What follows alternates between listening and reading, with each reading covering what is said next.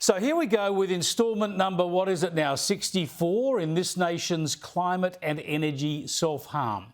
It starts with an update on the climate hysteria driving our policy madness. I told you last night about Monday being dubbed the hottest day on the planet ever.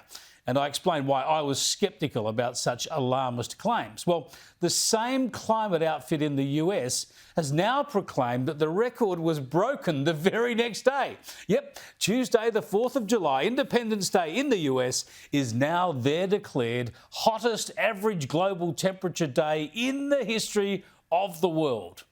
For now, I guess, we'll have to wait and see what their calculations are for today. Maybe it's going to be broken for a third day running.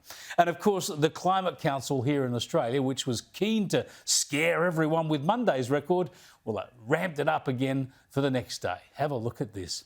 Seriously, none of us should be surprised by this anymore, should we? Listen to what the ABC tells our kids about all this stuff. Hey, what's up? Amelia here. Let's see what's making news. We've just lived through the world's hottest day on record, and it's got some experts pretty worried. Here's Joe. These are the scenes in parts of Australia right now, which makes it hard to believe that up in the Northern Hemisphere, things are looking more like this. Yeah, it's really hot up there, and some people are even ending up in hospital because of the heat.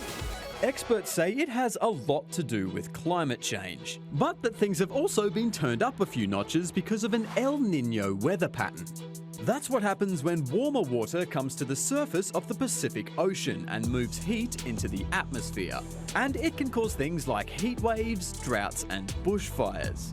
While Australia's Bureau of Meteorology hasn't quite declared El Niño yet, US scientists and the World Meteorological Organization have.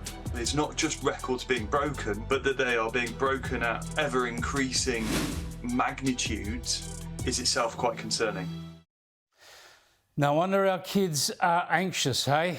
And no wonder Greta Thunberg can't be bothered getting a job or getting a life, choosing to get arrested again instead at yet another protest.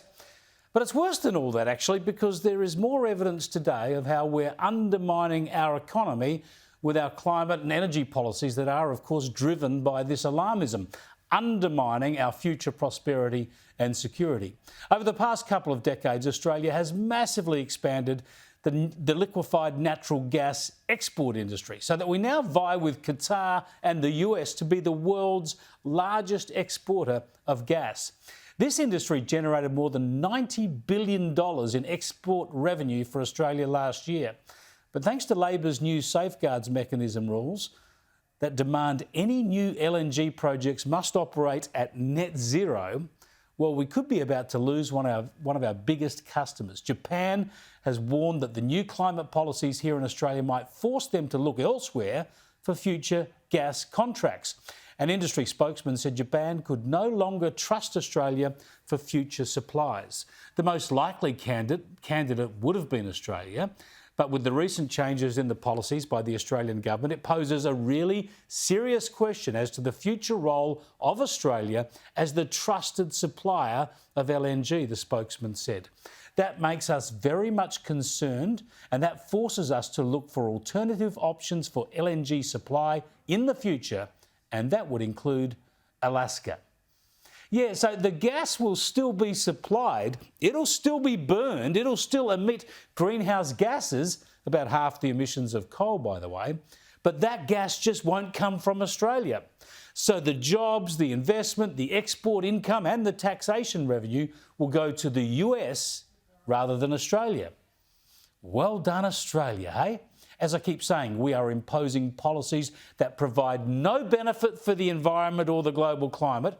All they do is harm our own interests. They make us poorer and weaker while making our trading partners richer and stronger. And we used to call ourselves the clever country. Clever like lemmings.